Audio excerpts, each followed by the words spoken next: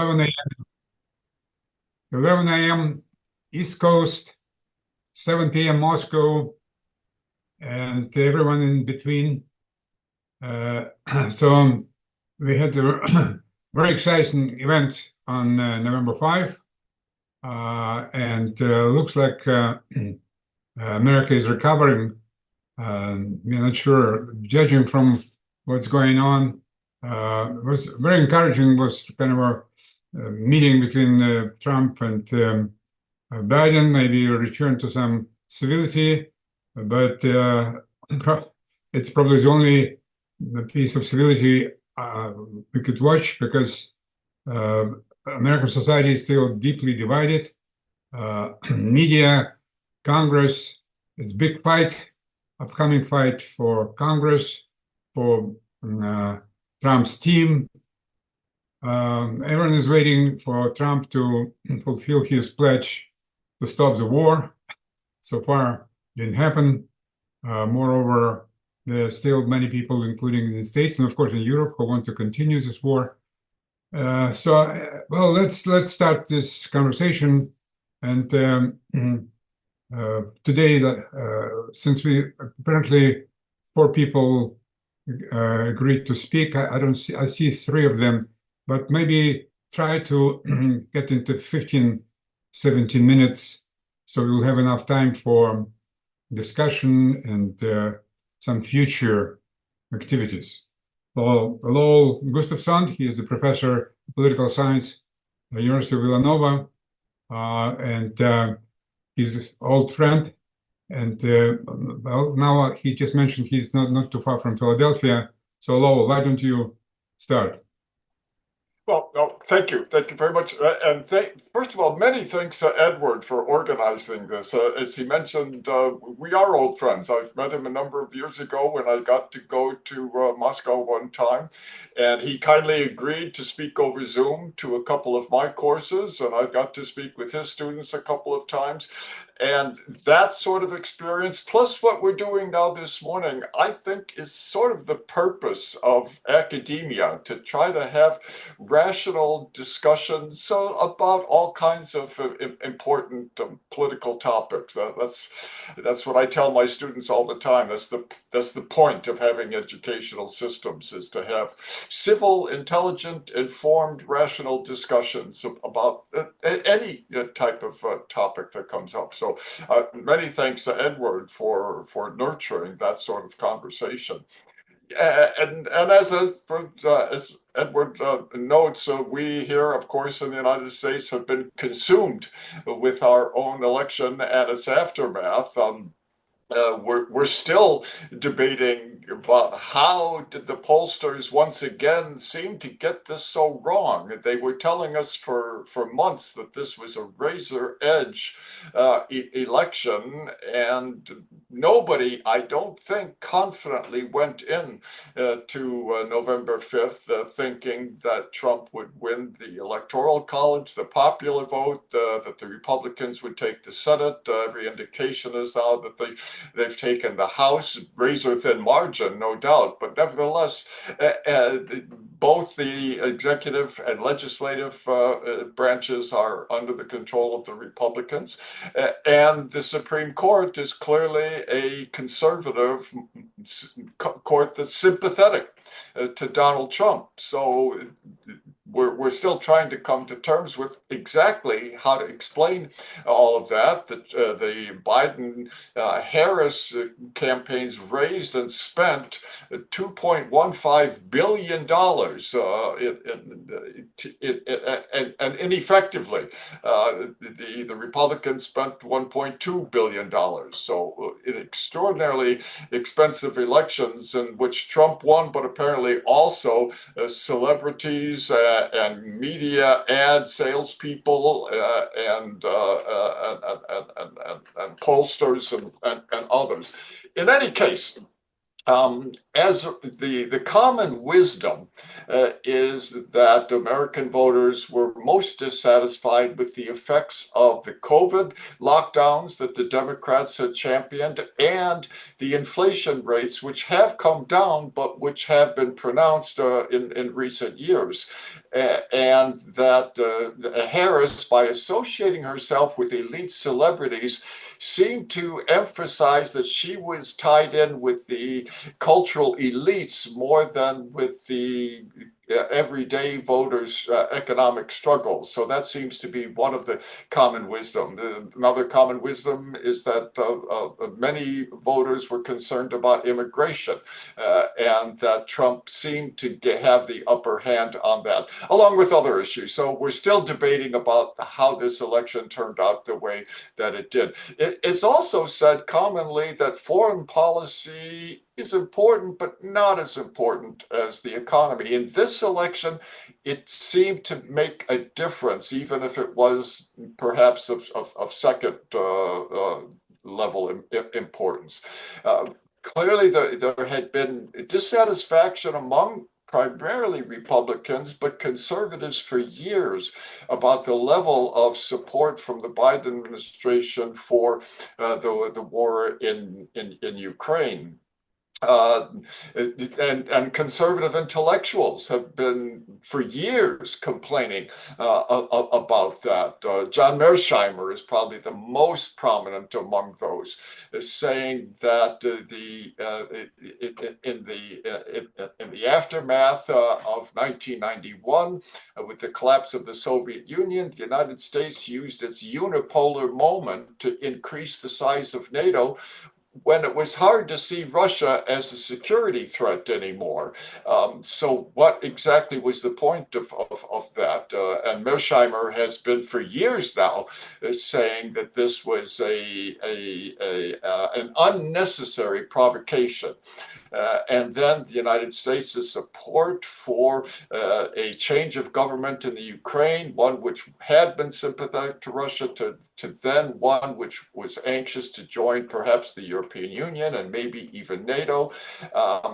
And Putin regularly saying that this was a significant interest of Russia to not have that continuing growth of NATO's, whose purpose didn't seem as clear to a lot of people anymore.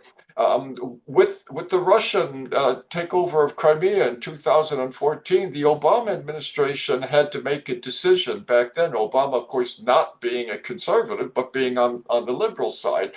But he made the calculation that the proper response of the United States was not to have a military confrontation with Russia, or even to make significant military support of the Ukraine. He put some economic sanctions on Russia. It seemed as though that was more for domestic consumption than based on any expectation that it would change Russian policy. He was just trying to show the American and Western audience that he would slap Russia on the wrist for that. So you put all of that together, and we've then had the debate: was Obama right? And is it not just the recent Republicans who are concerned about the level of support, but the more progressive, I guess, wing of the Democratic Party too has wondered if this is the right thing.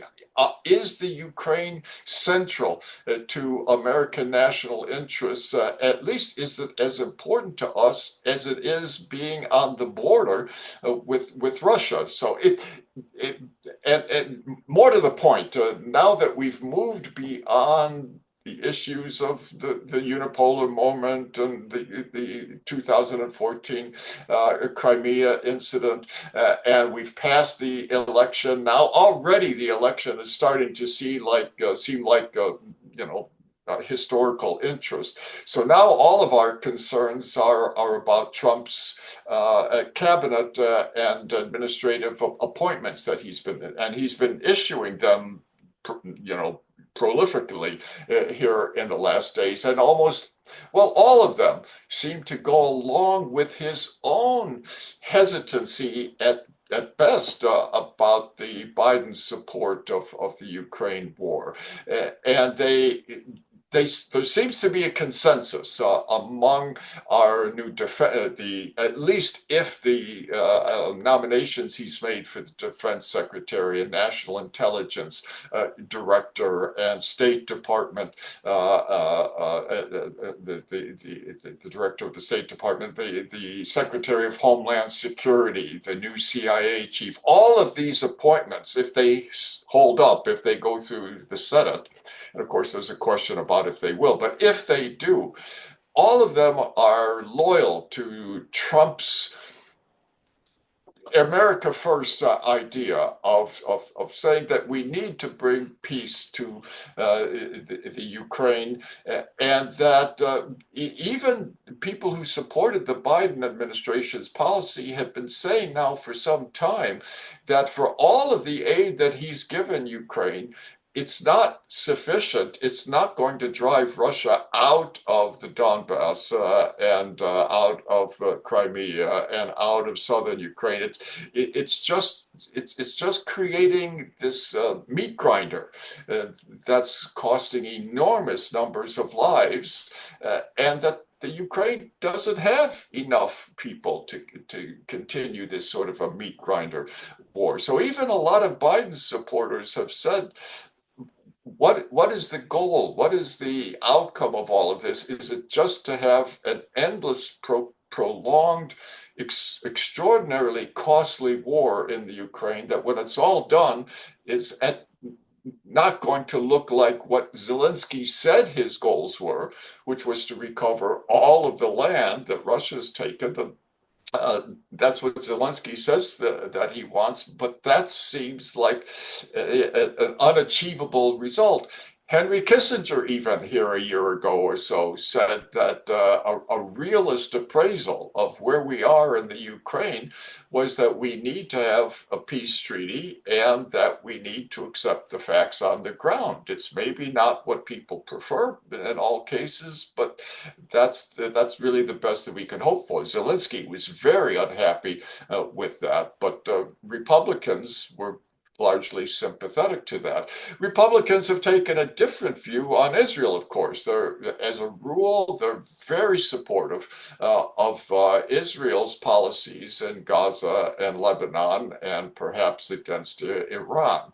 So, and that is consistent with what Trump has been doing as well. He took a $100 million campaign contribution from Miriam Adelson, who's a strong Israel supporter, and Trump has said that he thinks that where Netanyahu has made a mistake is by permitting this conflict to grind on now for over a year, and that he needs to finish the job. He doesn't define exactly what that means, but at least the right-wing Israeli government seems to be enthusiastic about Trump's appointments because it seems as though that they would support an annexation of what they call Judea and Samaria, or the West Bank, and perhaps even to have resettlements of at least the northern parts of Gaza, if not even more than that. So the foreign policy is important. It was important in the campaign, but now it's important in his administrative appointments. And every indication is that the Trump administration will want to bring the Ukraine issue to a conclusion. It seems pretty much along the de facto lines of what the facts on the ground are right now, and that he would, I think, like to see the success of the more Netanyahu policies that have been pursued in Israel.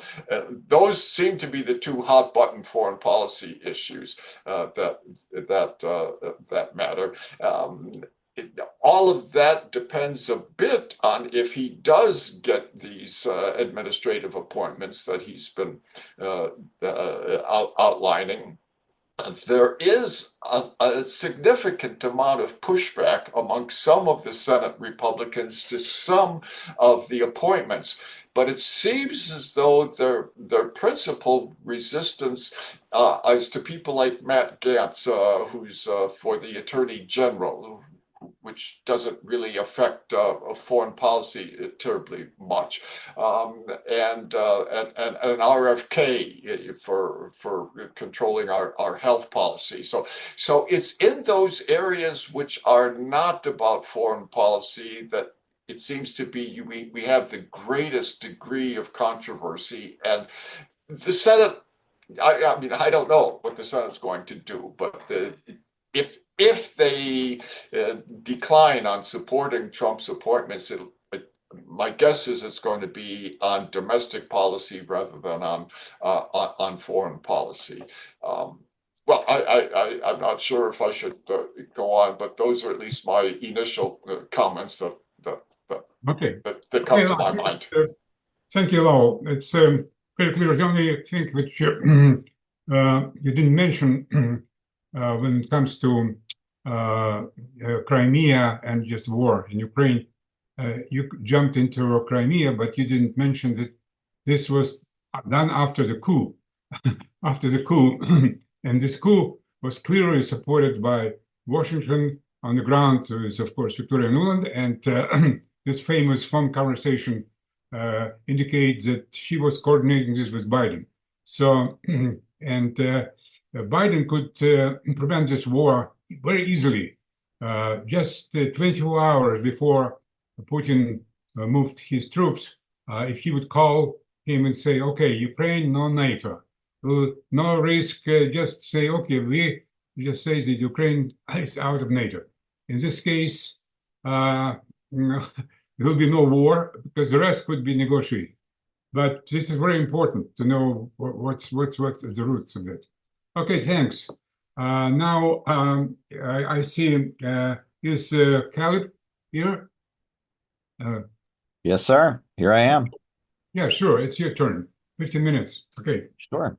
Well, I appreciate this invitation. I hope that I can give some remarks here that will shed some light on the recent election and the perspective, but most importantly, how my organization, the Center for Political Innovation, has tried to intervene. So I guess I should go back 4 years, back in 2020, when Kamala Harris was the vice presidential pick of the Democrat Party. A few months before that, I began doing a deep dive investigation into Kamala Harris because I came across the information regarding her father, that her father had been an active communist at one point in the Bay Area. I knew this because I worked with someone who had worked with him previously in an academic capacity.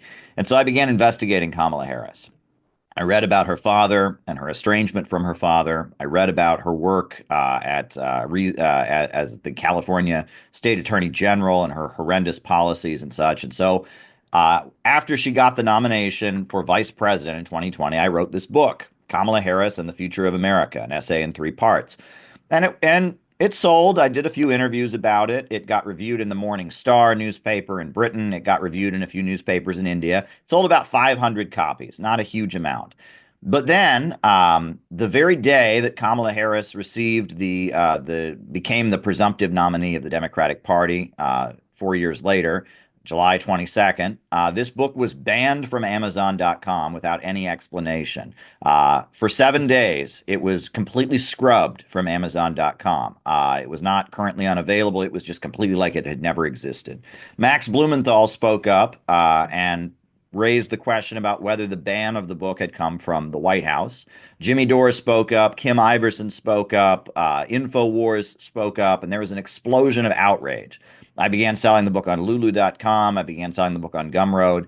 And 4,000 copies of this book, a deep dive into Kamala Harris and who she really is and her ties to the Hillary Clinton State Department, sold. And in this book, the thesis of this book is basically that during Barack Obama's first term, the State Department that was run by Hillary Clinton carried out a foreign policy that was very damaging to the world. The Arab Spring destroyed Libya, the most prosperous country on the African continent. It created a civil war in Syria that eventually gave birth to the ISIS terrorist organization.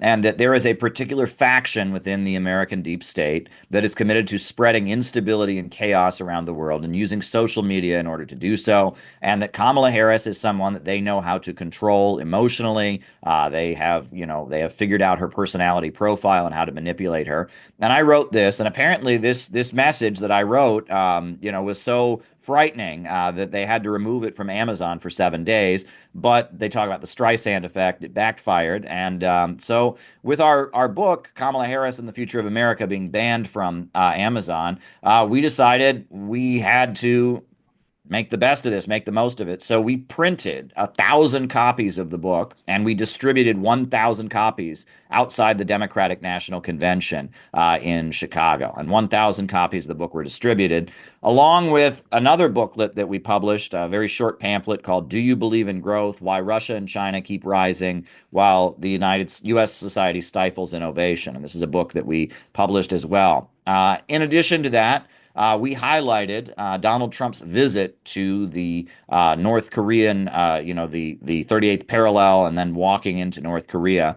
And we made a banner, a very large banner, 8 foot by 12 foot, that said, "Only peace can make America great again," and had Donald Trump shaking hands with Kim Jong-un. And we unfurled that banner across New York City throughout the month of October. We did it at Trump Tower. We did it at the outside the New York City Public Library. And then when Donald Trump was at Madison Square Garden, we displayed the banner and unfurled it outside of Donald Trump's Madison Square Garden rally. And thousands of Trump supporters saw it and gave us a thumbs up and supported it. And we were featured in New Yorker magazine. They highlighted our presence and quoted me talking about how Kamala Harris is an insane warmonger, a product of George Soros and the U.S. regime change apparatus. And they highlighted our banner.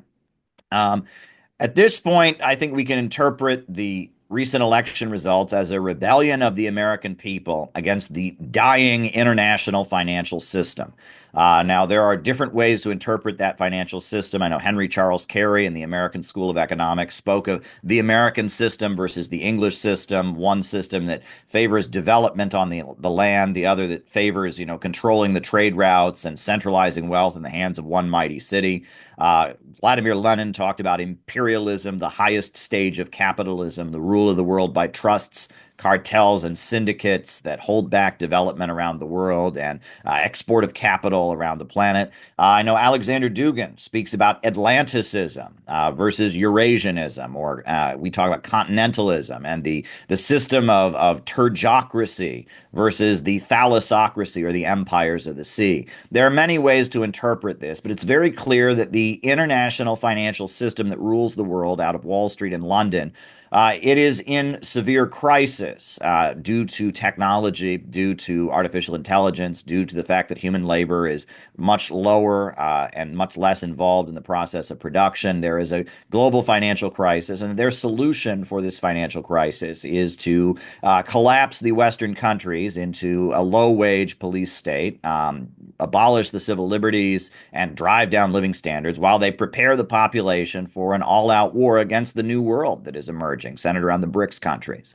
And they feel that destruction of Russia and China and Iran and Venezuela and Nicaragua and all the countries that have broken out of their domination, that all-out war against them is necessary, and all-out austerity and collapsing of living standards in the Western countries and a new level of authoritarianism in the Western countries is necessary. And the American people are opposed to it. And many of the people who have grouped themselves around Donald Trump and were part of his previous administration were millionaires and billionaires who are not part of this Eastern establishment, this Anglo-American establishment that is on board with the plans of the World Economic Economic Forum and others.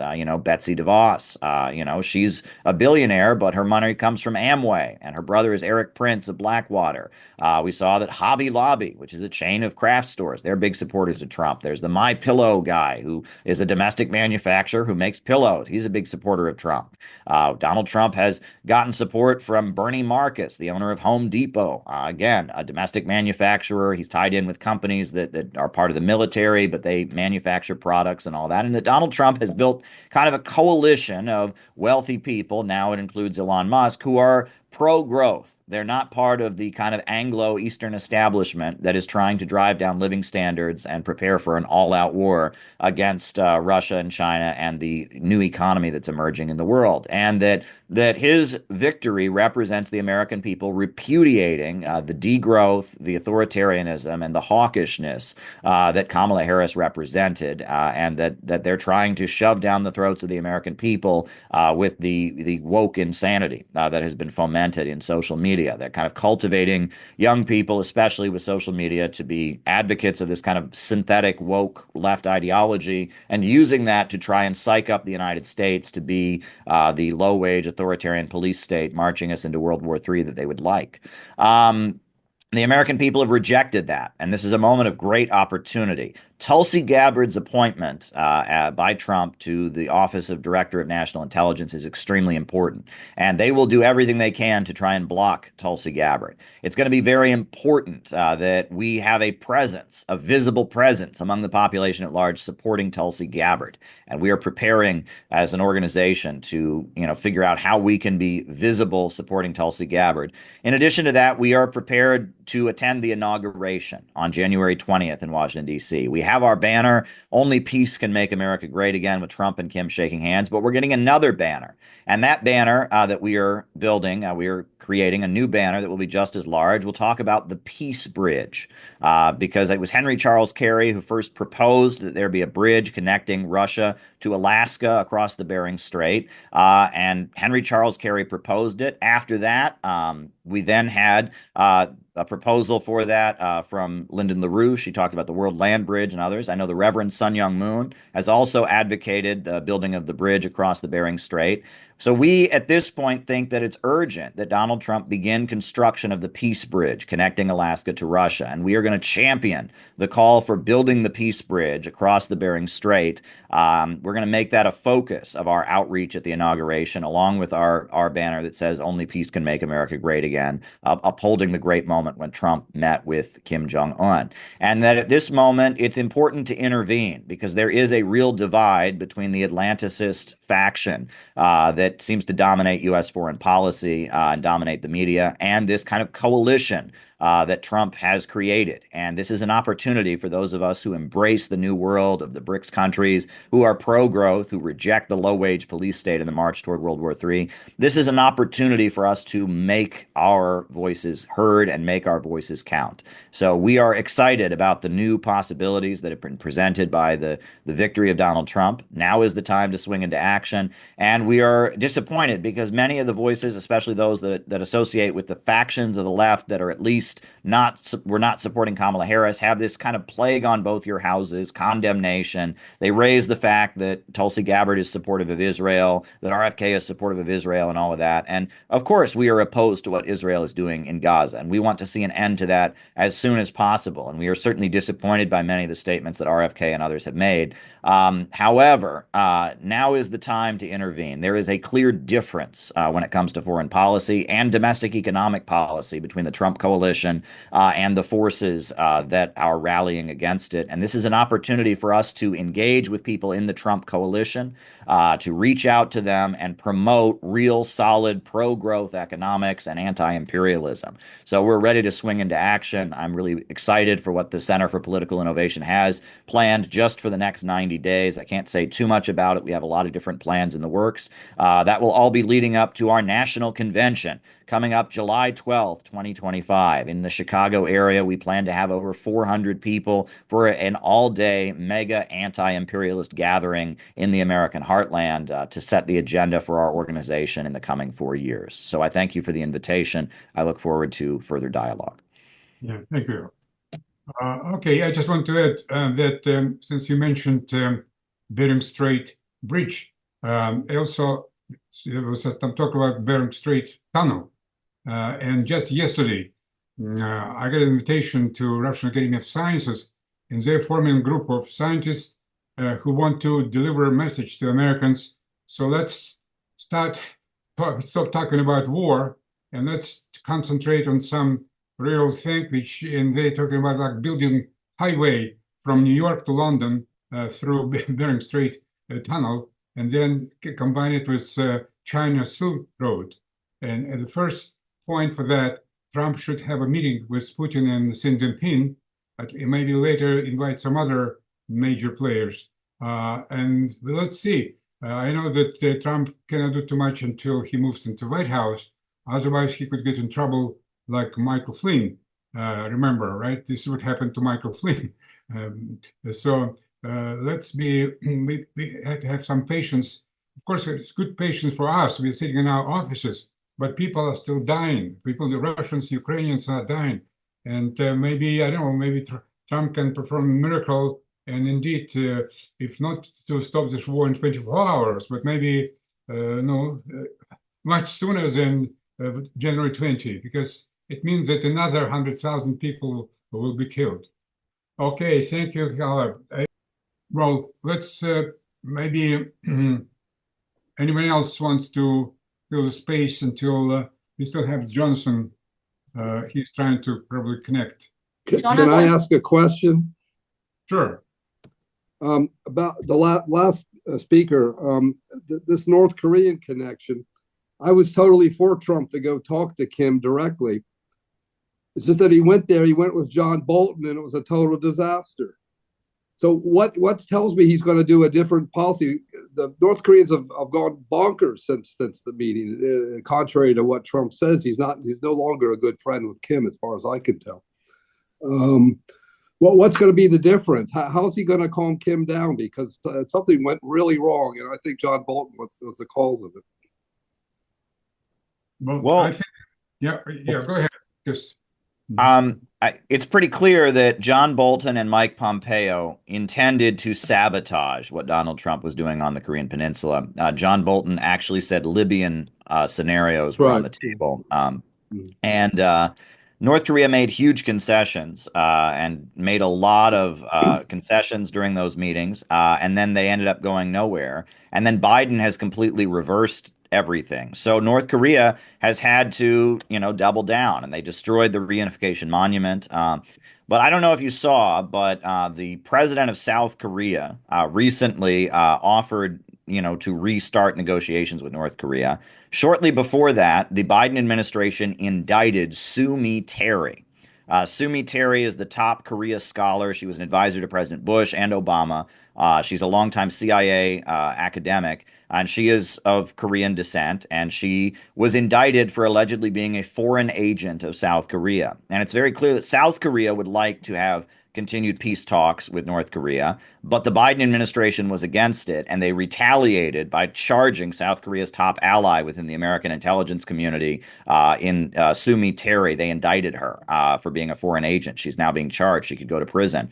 That is a clear point of difference. The other thing that's interesting is the Wall Street Journal attacked Donald Trump for continuing to brag about negotiating peace on the Korean Peninsula. He continued to bring that up on the campaign. I met with Kim Jong-un, and the Wall Street Journal said he should stop doing that. It didn't go anywhere, but Donald Trump continued. He continued bringing it up, and that at this point, with North Korea having a military presence in Ukraine, it seems. I mean, it seems they are at this point, supporting Russia and militarily. At this point, I think that it's going to be even more urgent for Donald Trump to continue that negotiation, and that part of ending the war in Ukraine will also be bringing back negotiation and dialogue with North Korea. And that's what South Korea wants very clearly. South Korea's economy is very tied in with China and very tied in with Russia. And they really don't benefit from having an all-out provocation against North Korea as the Biden administration has been doing. And there's clear tension there. South Korea seems very excited about Donald Trump getting back into office. And so, yeah, I mean, this is very interesting. Yeah, thank you very much. That's a good response. I think that if this summit between Trump, Xi Jinping, and Putin takes place, I'm pretty sure North Korean issue will be resolved. Because we know that North Korea now has very good relations with both China and Russia. I think both of them can convince Kim Jong-un just to continue what he started with Trump. But for that, we need Trump to call this meeting. Only Trump can call this meeting. I'm pretty sure that if he calls it, both Putin and Xi Jinping will jump in immediately. But it's his call. Okay, let's see. Has Jonathan connected finally? I don't know. You know, I'm Okay. 83 years old, but this is the first time I've used Zoom. Okay. I'm a writer, and only a writer. And I don't seem to be able to get into you. Okay. Anyway, I see that Tony Papart, do you pronounce your name correctly? He wants to Doesn't say matter. Go ahead. Yeah, I'd like to give an overview of the election from a different point of view. Martin Sieff, who's fortunately on this call, wrote a prophetic book in 2012, The Way We Used to Be, which I highly recommend to everybody. And in that book, he forecast most of the issues of the election which just took place. He didn't say that it was going to be an election, but he said these were the great issues before the country, as has been proven on November 5th.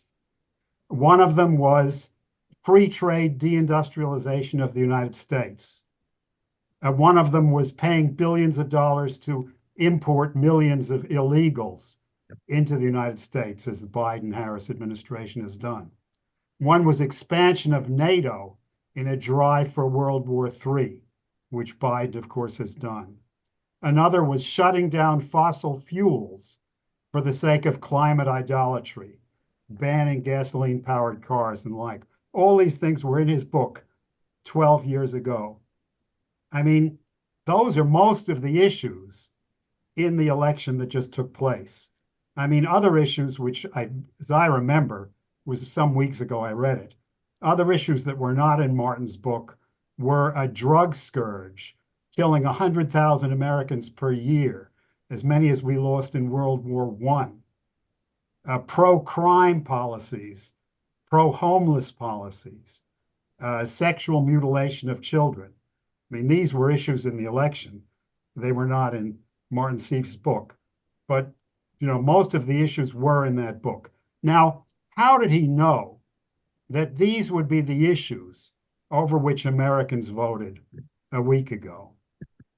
Lyndon LaRouche, whom I worked with for many years, wrote several times that as the international oligarchy, London and Wall Street centered financier oligarchy, foresaw the coming collapse of the Soviet Union, as they foresaw this during the 70s and during the 80s, that the oligarchy would decide that there was no need to continue to tolerate the existence of the nation-state republic with its industry and its science, that the nation-state republic would not only be dispensable, but that the oligarchy would begin a worldwide drive to destroy the existence of nation-state republics in Europe and the Americas, most important, the USA.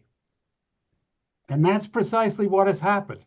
I mean, all of you know that these policies, the mass immigration, deindustrialization, the insane green energy policy, all these policies are being fought by Western Europeans, just as they have been defeated, I think, by electing Trump in America, but the West Europeans were unable to prevail.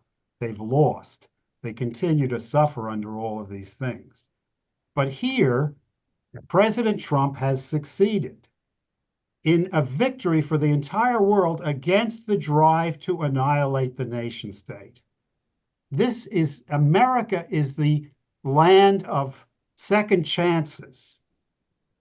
And like Trump's a tremendous, recovery from annihilation, from attempted assassination, from hundreds of criminal indictments and all this stuff. And that's been the history of this country.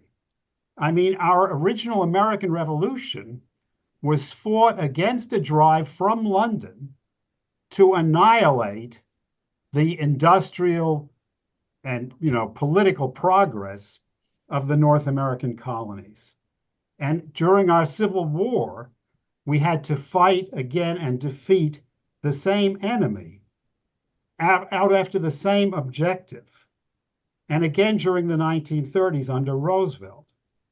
I mean, in all these fights, the question was the one that Lincoln raised at the end of the Gettysburg Address, whether this nation or any nation so conceived and so dedicated can long endure.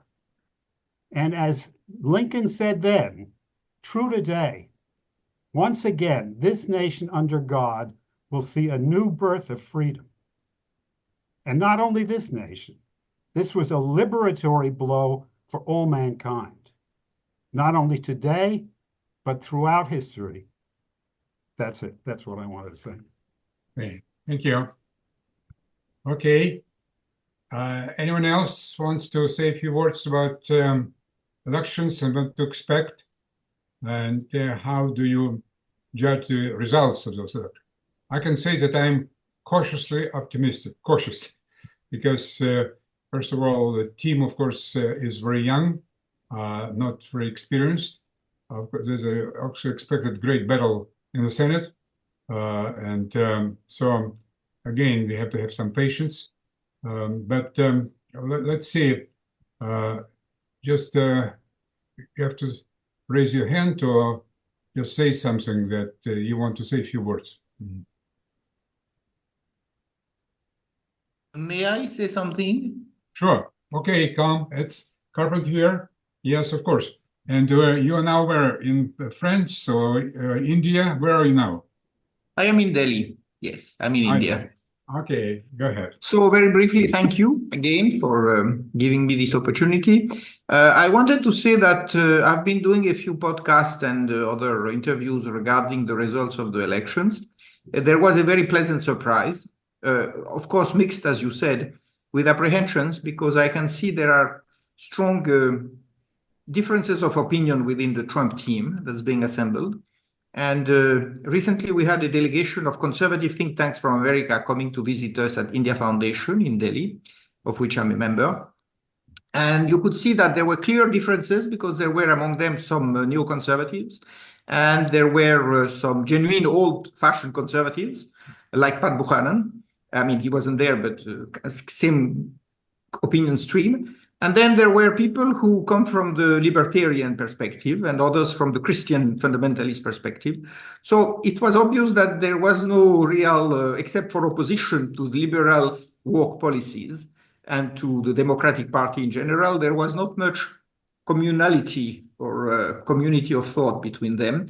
And clearly some of them were probably concerned about the direction that Trump may be taking, because in some ways he's acting like a would-be revolutionary with regard to RFK's policies, proposed policies vis-a-vis the entire health and welfare system. And on the other hand, with Tulsi Gabbard becoming the clear opponent to the foreign policy military lobby, which now means that all the foreign policy is subordinated to the policy of arms sales and military collaboration with as many countries as possible. So, for example, there was very strong anti-Chinese feeling in that group, which means that, there is a strong tendency to feel that America should now concentrate on somehow trying to bring down China in the Pacific or through the Pacific. And on the other hand, there was also, of course, there is the old tendency. But the concept is, you mentioned Rubio, and I think Walz is also a rather worrisome person because he has taken also a fairly extreme position, and his whole plan, at least his background, would indicate that he wants to realize this great coalition against China. And for example, he said, let's make India an ally. And there is still a very strong anti-Iranian, animus in the the future administration. So Trump will have to probably literally perform miracles to keep everyone in line and to achieve his ulterior objectives, which are clearly to somehow bring a more peaceful world in which he can work his own recipes for economic rejuvenation of the United States. And I think that if he's sincere about that, and if he doesn't succumb to pressures, then we might see some great things happening. But as the previous speaker said, we'll have to see if he can actually manage his candidates to come through and occupy the post they were designated for, because I know there is a real war that is being literally organized to fight people like Tulsi Gabbard and Robert Kennedy Jr. Exactly. All sorts of vested interests. And for Trump, it's going to be very, very difficult to impose them. That's why he would like to essentially take the privilege of going through recess, and saying, I don't want to give the Senate the opportunity to turn them down. And so we'll see how he can do that. But I think what's very interesting is that he's already apparently talking to Iran. And though he's obviously very pro-Israeli, he has appointed fundamentally Zionists like Huckabee to deal with Israel. But at the same time, I think he would like to, while making Israel happy and secure, he would like to make sure that Iran somehow comes back to, a position of dialogue with the West, in particular with the United States, which is going to be very difficult to accept by some members of his own constituency, of Trump's own constituency. And finally, I would say, I don't know if you have heard the news, or I don't know if it's been confirmed that apparently there are news from Iran that the supreme leader, Khamenei, would have been poisoned, it seems. And it's not clear if he will survive or if he is indeed dying. Mm-hmm. Okay, first of all, we are happy that you are back, because I was afraid that something happened not to you, Mike, because you disappeared from the scene. But I'm glad that you're back and in good health. Thank you. Okay. Well, since a previous speaker mentioned Martin Sieff, and I see his smiling face, maybe Martin, would you want to jump in and tell us what's your opinion on the results of election and what to expect? I think we have a consensus here, Ed. I am smiling because of the results, and my assessment is identical to your own and to Combs and to the two outstanding speakers. Tony, I don't think anybody else but you, bless you, has read my book from end to end. Thank you. And please, and Caleb too, I would love to be in touch with you guys. It would be an honor and a privilege. Very much so. But there's one crucial point I think I need to add, and that is if we want to get you, Ed, appointed as a crucial advisor to the President of the United States, I know how to do it. Get on Fox and keep appearing on Fox. This was his recurrent pattern in 2016. It is his recurrent pattern now. Anyone who talks macho on Fox in simplistic terms, they can be sensible terms. I'm an admirer and supporter of the president, but like yourself, cautiously so. But when one looks at the contradictions between who he appoints, the first-class appointments like Tulsi and the abominable appointment of Marco Rubio, there is pattern here. Whoever is approved of by Fox on Fox TV, he appoints. My old friend Colonel Doug McGregor, the most brilliant military strategic and tactical mind in the US military, a man who actually won battles 30 years ago before he was squeezed out of the military. As long as he appeared on Fox, President Trump took him seriously, both in office and out of office. Once he was squeezed out of Fox, it was easy for his enemies to isolate him from Donald Trump. So the key to getting key appointments and to reaching the president's ear is to appear. I don't appear on Fox. I haven't been allowed to appear on Fox since I came out against the Ukraine coup in 2014, and well before that. Before that, I was actually a regular in North Korea, of all things. But that's the key. for all of us, for those of us like you, Ed, and you, Caleb, who have real organizations, who have real clout, and most of us do in different ways. But that's where to apply it. That's a fulcrum. Archimedes said, give me a lever, and in other words, a point of balance where I can apply the very fundamental stuff, not nuclear physics, but 2,000 years of engineering stems from it. And I can move the world. For us and for the President of the United States and his appointments, that's it. One other point, and that is half of this has already been pointed out by our outstanding speakers, and that is they are terrified of getting Tulsi. They are terrified of getting Getz as Attorney General. I'm happy to have him. I don't care what his shortcomings are.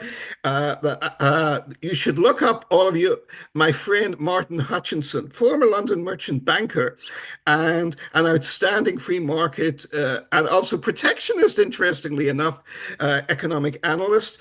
He recommends in his columns, you can find them online easily, Martin Hutchinson, the Bear's Lair, Bear apostrophe S Lair. In his most recent column, he had advised the president-elect to totally liquidate the Department of Justice because it has nothing to do with justice in America. All it does is generate injustice. And also to totally liquidate the Department of Education, because again, it has nothing to do with science and technology and education. All it has to do is with woke brainwashing and the conditioning of the American people to destroy the American industrial state and the nation state. That's all they're there to do. And it isn't even a conspiracy. It's a belief system. It's a religion. They all believe it, as Tony pointed out, and as Caleb pointed out, intimately. So there is that. But who is being fought? Who are they in panic about? They're in panic about Tulsi, as has been pointed out. They are in panic about Matt Gaetz, and they are in panic against the president's choice as Secretary of Defense, who I knew little about and was skeptical about because he came from Fox, but because of the enemies he has made, I'm all for him, 100%, 100%. But who are they silent about? Who is going to get an easy ride to the nomination? Rubio. He is the one whose past must be exposed at all costs. The priority is there. Rubio is the key to all this. And Rubio was told what to think by the current head of the Ronald Reagan Foundation, Roger Zakheim, who incredibly enough I have known since he was 5 or 6 years old. Because he is the son of Dov Zakheim, who is the mastermind of such. He and I were close friends for 30 years, and I split with him after he became controller of the Pentagon in 2001 because I knew he was gung-ho for the Iraq War, but of course it was far worse than that. He is the genius who gave us the F-35. He is the genius who therefore made unlimited profits for Lockheed Martin, even though it is destroying the entire American economy. And he was also a key driving force between the Zumwalt destroyers, the future combat system, the more expensive and ludicrous and useless systems, as long as they make money for Lockheed Martin and the other big defense contractors there.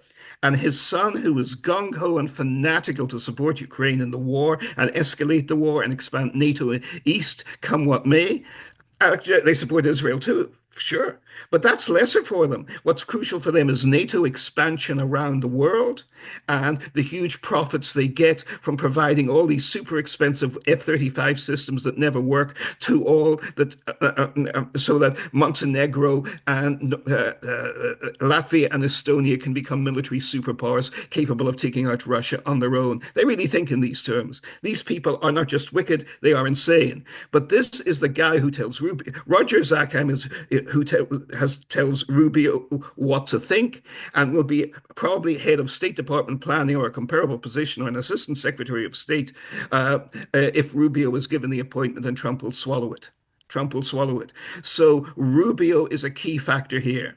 And my prediction, I hope I'm wrong, and I knew Trump would win the popular vote easily. I predicted this in my Pluralia columns, you can see it.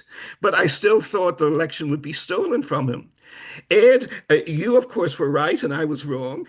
And other friends of mine, similarly like you, I come from Northern Ireland, were pessimistic, manic depressives on principle. We all are. It's the black basalt rocks of County Antrim, where I come from. You can't grow anything there. It's what makes the war so gloomy and vicious on both sides in Northern Ireland. So we always look on the black side. And usually the world is better. But sometimes it's necessary to think the unthinkable. And my prediction is Rubio will be confirmed, Tulsi will be derailed, Getz will be derailed, the Secretary of Defense designate will be delayed. They'll allow him to have his economic appointments. They don't like it, but he got them through the first time. He'll get them through this time. His economic track record is impeccable. But these are the crucial areas to fight, to defend Tulsi, to defend Getz as well, to defend the Secretary of Defense elect. And again, I fully agree with the assessment that the left is up and I do not speak like a gentleman, you know this, Ed. The left is up its own anus. They don't know what they're talking about, a curse on both your houses. I have a sympathy for that view, very obvious sympathy, but it's not true. The difference is so clear. We have at least some hope with the president-elect. We had none with the others. But it is crucial for his credibility with Putin and with the Russian government to stop Rubio in his tracks, as well as to get the others in. Thank you. Okay, well, not very optimistic. You know me well. What can I say? Remember I said at the beginning, I'm cautiously optimistic. Now, less cautiously after what you just said. Well, what we assembled here, not only to analyze, but also offer some suggestion. And we know that our next session will be December 1, and maybe it will be time to prepare some specific proposals. And if those who attended our first session, I showed a slide about like 20 different directions that US and Russia can work together for mutual benefit. I will send it, since I have all your emails, I will send you this slide again. And maybe you will think how in each, whether you're expert in any of those fields, and those fields are covering almost everything. Maybe you will come up with some specific idea and repeat what we did 20 years ago when we were still naive and we were thinking that now with communism gone, US and Russia are natural allies. First project I already mentioned, the Bering Strait, and another project, of course, is to urge Trump to call for the summit with Xi Jinping and Putin. So, but maybe use your brains, your talent, and maybe you will come up with other suggestion in different areas. Anything that you understand, whether it's academia or science, education, anything like that. Please send this proposal. And what we do now, we will create a new slide.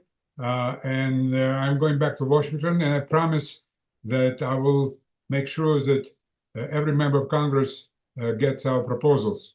I don't know if probably, of course, by email or by hand, but I really guarantee that this is what we did 20 years ago with this slide of 20 different directions.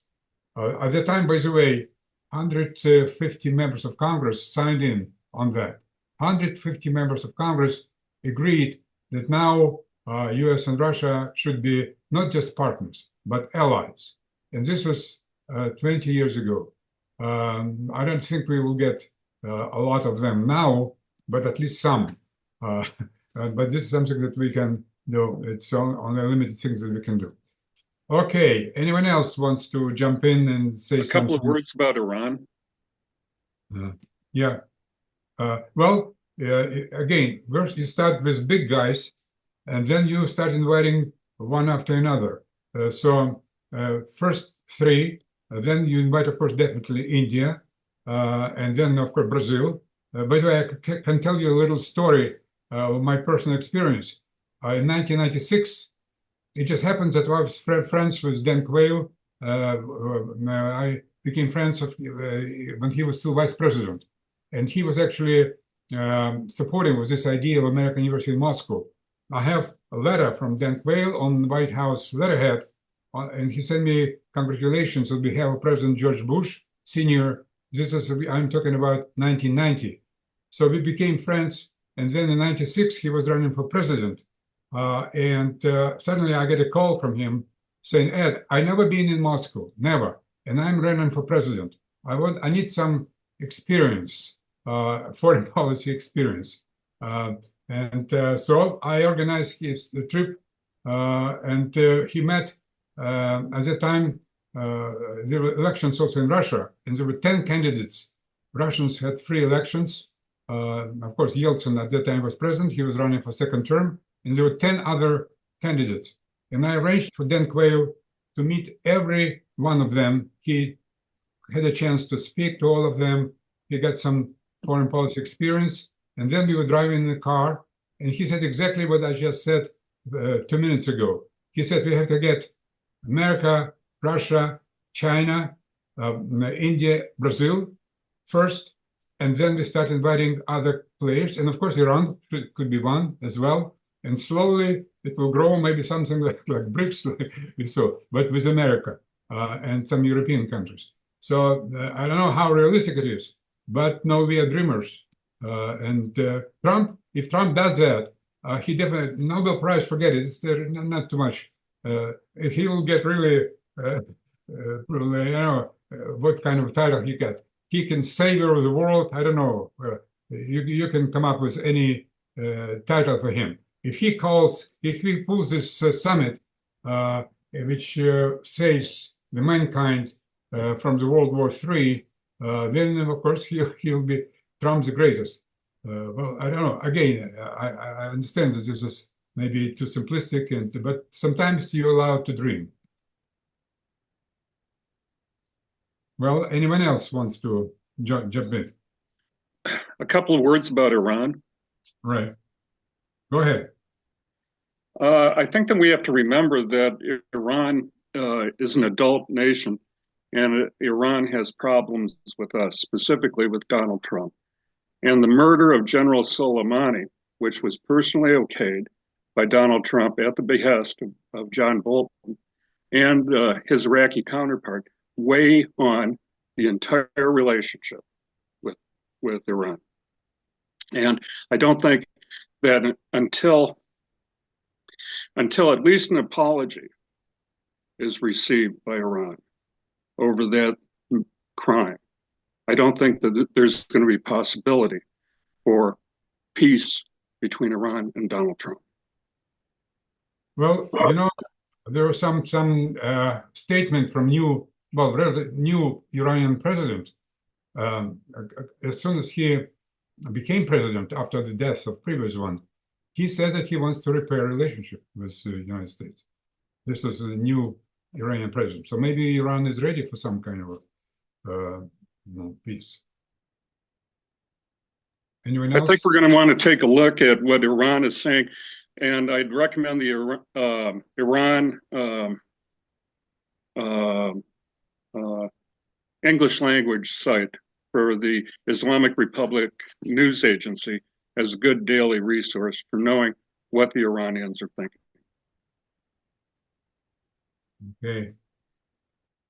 Okay, gentlemen, ladies and gentlemen, anyone else?